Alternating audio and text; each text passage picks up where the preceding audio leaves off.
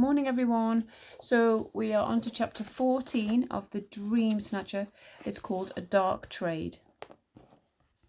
Noises from above swallowed their whispers, the creaking of unoiled wheels, the crack of a whip, the grumble of voices. A cart was drawing near. Moll's heart leapt. Oak, had he come for her? Alfie snatched back the leather, put a finger to his lips and blew out the match. A crow's caw-caw scratched the surface of the night, and then the cart pulled close, rumbling and snapping over twigs and leaves as it moved. A cob snorted. Then there came a scrabbling of feet, a scratching of claws, and a low growl. Chains clanked against the sides of the cart. Whatever was inside was trying to escape. Skull! Gobbler! We've got them! Moll's heart sank. Surely Oak and his camp could break past the shadows guarding Skull's camp.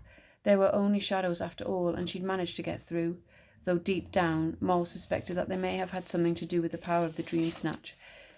A feeling began to gnaw at her mind, and however hard she tried to force it away, it crawled back. Perhaps there was a reason no one from the camp had come for her. Perhaps it was easier for them all if she was finally out of the way. She dug her nails into the palms. It's the boys come back from the village, Alfie whispered. From the far side of the clearing, wagon doors clattered open and footsteps hurried across. Alfie tugged Moll beneath the opening.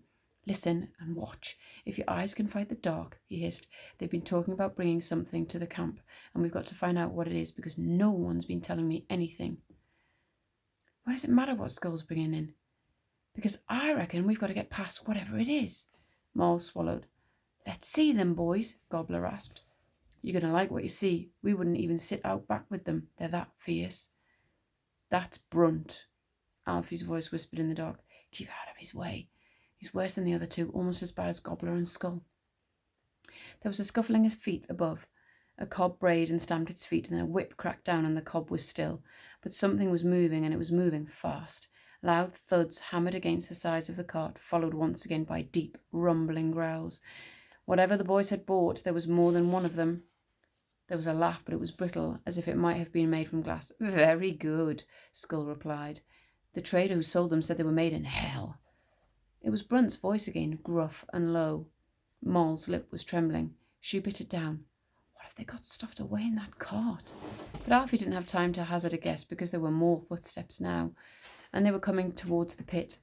Alfie threw the rope to Moll, who wrapped it round her wrists and huddled into the shadows. A light approached, then a shriveled hand holding a lantern, and a second later Gobbler's face appeared above the grate. He wasn't alone. He was joined by a white mask, and it gleamed in the light of the lantern like porcelain. Moll tensed. There were no eyebrows, no eyelashes, no lips showing beneath the wooden mask. It was as if Skull's features had been scraped from him, and only the mask remained. And though the mask showed one expression, a grim smile shot through with jagged bones as teeth, Moll could sense a mouth beneath the surface, brooding with dark pleasure. Send Brunt in, he muttered. A line of cold sweat prickled down Moll's spine. But she looked the mask in the eyes and spat on the ground. She couldn't let Skull know she was afraid. Oak'll come for me, she hissed, but her voice was shaking. We aren't going to give in this easy. But the mask had already disappeared. In its place was another face, and it swamped Gobbler's in shadow.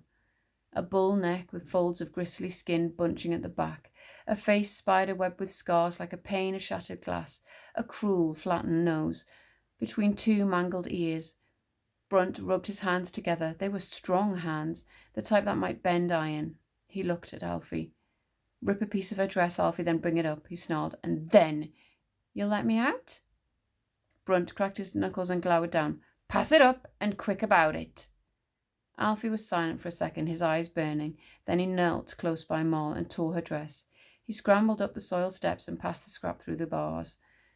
Brunt shot his hand through the bars and seized Alfie by the collar.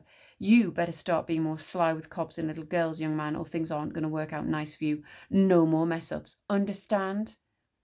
Alfie mumbled something under his breath, and Brunt flung him back down the steps. We need that wildcat of yours, girl, Brunt grunted at Moll, and when the light's up, you're going to show us where to find him. Moll sunk her body deeper into the pit, leaving only her voice behind. I won't ever give him up to you. Brunt raised a clenched fist. Oh, you'll give him up all right, along with your name, and if you don't talk, we'll force it out of you.